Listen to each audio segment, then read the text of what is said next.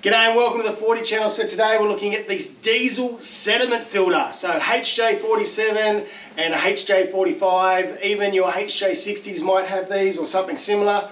But this one has been filled with a whole lot of crud. We tipped some crud out, it looks absolutely disgusting. So we're going to send this one to the States. Some guy in America is going to be getting this. We can't send it in this state because it looks absolutely disgusting and we don't even know if it works properly. So we're going to strip it right down, clean it all up, make sure it works, new plug, new paint, sort it all out, send this one to the States. Let's get into it. Nice and light clamp inside the vise. Aluminium clamps if you've got them. That way we can start taking this top off.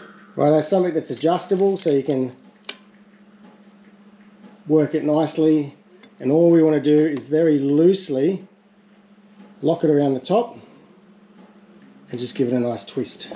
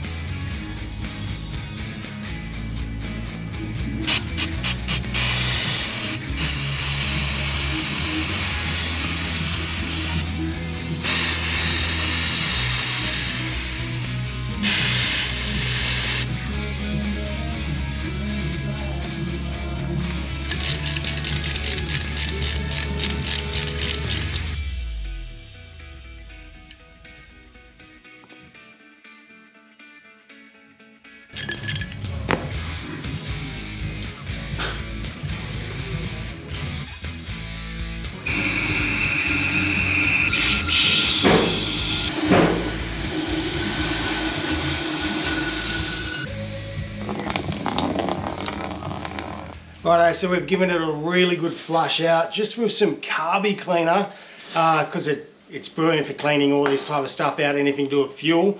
It's got a whole lot of crud and gunk out of it. Looks absolutely terrible what's come out of it, but it's really cleaned up our sensor really well. Our float seems to work pretty good.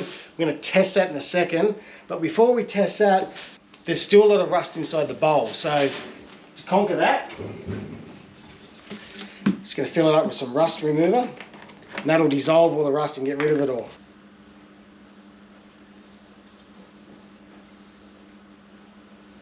I love how fast this stuff works. It is bubbling and dissolving all that rust right as we speak, super fast. So it won't take long. That'll clean all that rust out. We'll be able to empty it all back out, and we can actually reuse it a number of times, which is cool. All right, let's get a multimeter and test this sensor to make sure it still works. Alright, so all we need is a multimeter. We just switch it to tone. It's as simple as that. And we're just going to put it on our two terminals, move this into the up position, to the float position, and see if it triggers. Look at that. Move it all the way down. Nothing. Righto, how good is that? This is a full working unit, which is great news for the gentleman that's going to be receiving this. So all I need to do now is replace this plug because it's brittle and damaged. Righto, so the terminals are really dirty. They've got a bit of green death on them. So clean it all up.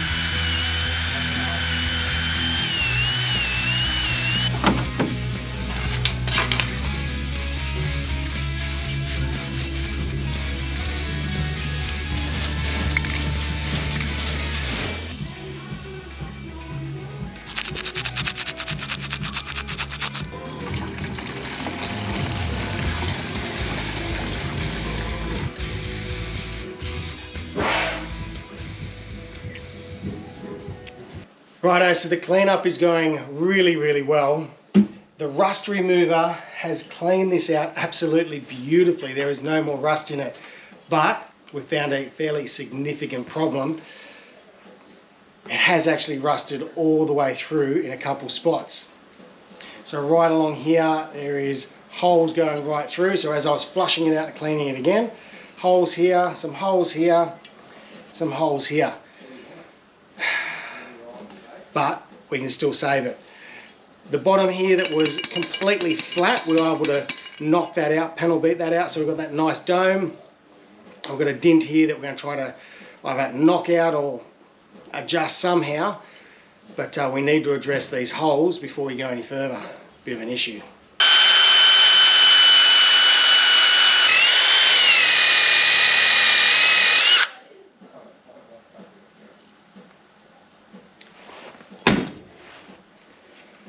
So we've got 1, 2, 3, 4, 5, 6, 7, 8, 9, 10, 11 fairly massive suckers here. So we'll call that 12, 13, 14, 15, 16, 17, 18, 20, 21, 22, 24, 25, 26, 27, 28 holes that we need to repair. Righto, so the trick now is we've got to weld all these holes up, because I didn't think it was going to be this bad, but it is. Anyway, so how are we going to weld up the holes on a round canister? That's where round copper tubing comes into place. You've seen me use copper with welding before. Now the beauty is copper and weld doesn't stick.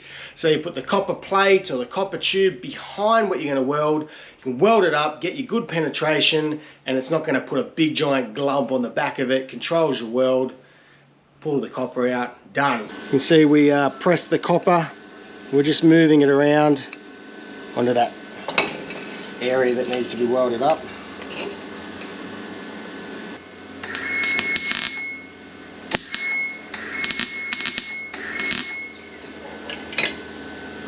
Check out these cool flap discs. They've got these mad open sections, so it actually cools the disc down, so you don't get as much heat. That's pretty cool.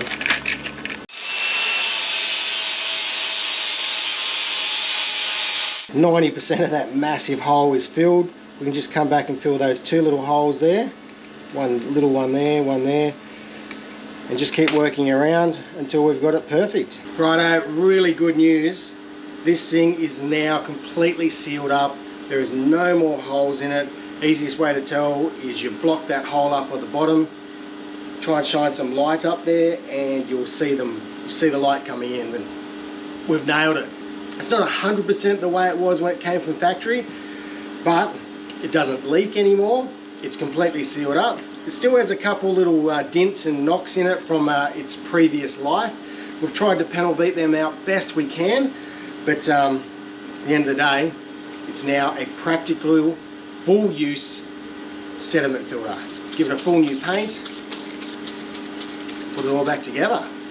Righto, so this has come up absolutely awesome. I'm so happy the way this has come up. It's been totally cleaned out, fully rust removed, all the insides all nice and clean. All the holes that were there that were rusted through have all been patched up and sealed. Our bracket has been all taken back to bare metal, cleaned up as well. It's all been painted up. All our bolts have also been cleaned up. Now the top and bottom bolts actually have little drain holes in them. Make sure you get in and clean them out. All our O-rings, we're going to reuse the O-rings, they're okay. And our little sensor, well, it's got a brand new plug on it. It's been fully cleaned up. The float works and it's all been tested. So now all that's left to do is put this whole thing back together.